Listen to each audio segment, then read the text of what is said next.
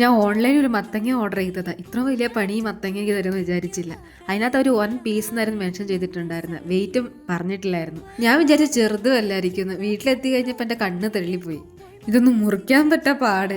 എൻ്റെ ഉള്ള full energy ഈ മത്തങ്ങ കൊണ്ടുപോയി.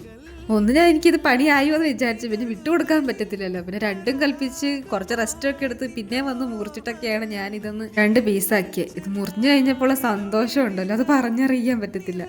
പിന്നെ ഇതിൻ്റെ തൊലിയൊക്കെ എടുത്ത് പിന്നെ ചോപ്പർ ഉള്ളത് കൊണ്ട് കുറച്ച് പണി എളുപ്പമായി. ഇനി കുറച്ചുനാൾ അടുപ്പിച്ച് മത്തങ്ങ തന്നെ കഴിക്കേണ്ടി വരും. ഞാൻ ഒറ്റൊരാൾ ആ മുഴുവൻ സാധനം തീർക്കണം.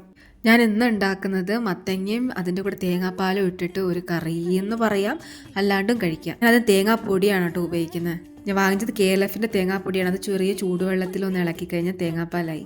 പിന്നെ കടുക് പൊട്ടിച്ചിട്ട് നമ്മൾ വേവിച്ച മത്തങ്ങ അതിലോട്ട് ഒഴിച്ചിട്ട് ഒന്ന് ഇളക്കിയെടുക്കുക. അതിലോട്ട് നമ്മളുണ്ടാക്കിയ തേങ്ങാപ്പാലും കൂടി ഒഴിച്ചാൽ വൺ ടേസ്റ്റ് ആട്ടോ.